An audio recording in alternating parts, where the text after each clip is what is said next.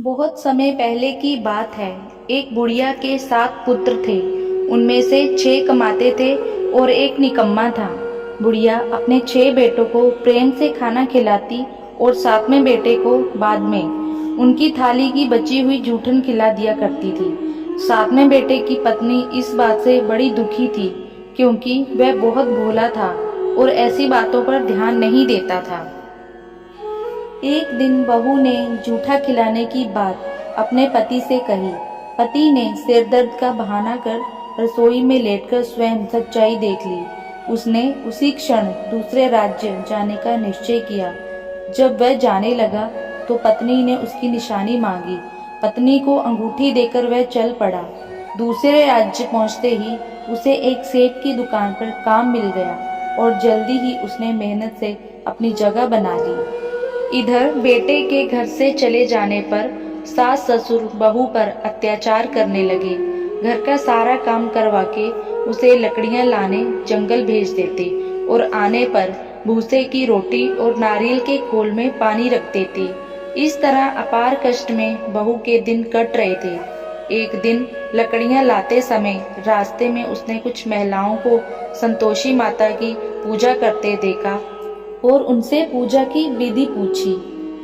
उनसे सुने अनुसार बहू ने भी कुछ लकड़ियां बेच दी और 1.25 रुपए का गुड़ चना लेकर संतोषी माता के मंदिर में जाकर संकल्प लिया। 2 शुक्रवार बीतते ही उसके पति का पता और पैसे दोनों आ गए। बहू ने मंदिर जाकर माता से फरियाद की कि उसके पति को वापस ला दे, उसको वरदान दे। माता संतोषी ने स्वप्न में बेटे को दर्शन दिए और बहू का दुखड़ा सुनाया। इसके साथ ही उसके काम को पूरा कर घर जाने का संकल्प कराया।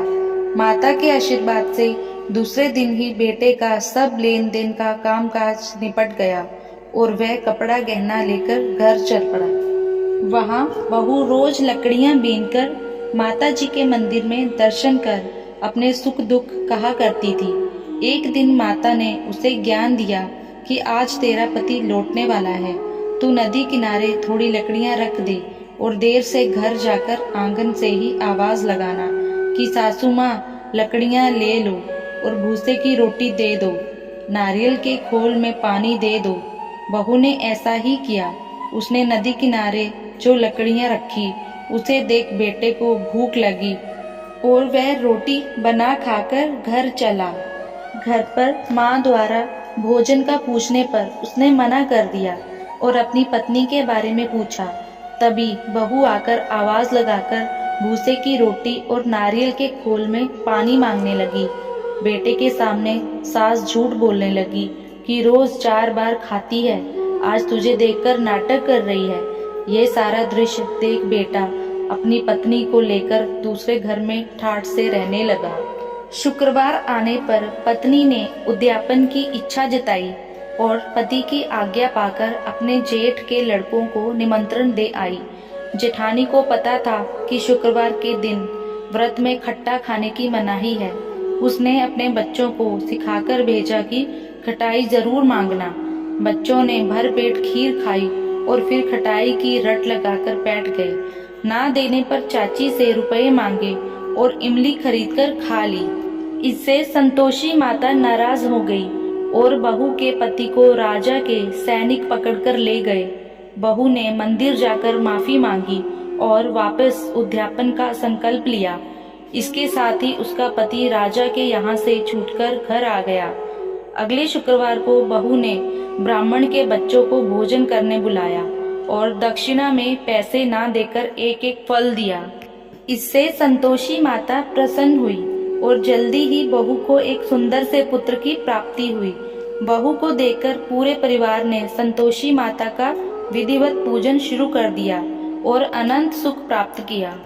इस व्रत में प्रातः काल स्नान आदि से निवृत्त होकर संतोषी माता को स्मरण कर दंडवत प्रणाम करें।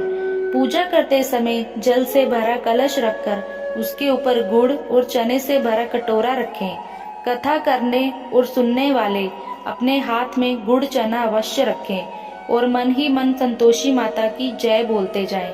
पूजा के लिए गुड़ चना अवश्य रखें और मन ही मन संतोषी माता की जय बोलते जाएं। पूजा के लिए गुड़ चना लेते समय सवाई का ध्यान जरूर रखें, यानी अपने सामर्थ्य के अनुसार चना गुड़ ₹1.25, ₹5.25 या ₹11.25 के बढ़ते क्रम के अनुरूप ही लें।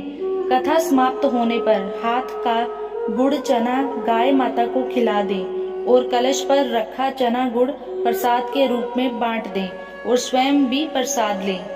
इस विधि से तब तक व्रत करते रहें जब तक आपकी मनोकामना पूरी ना हो जाए।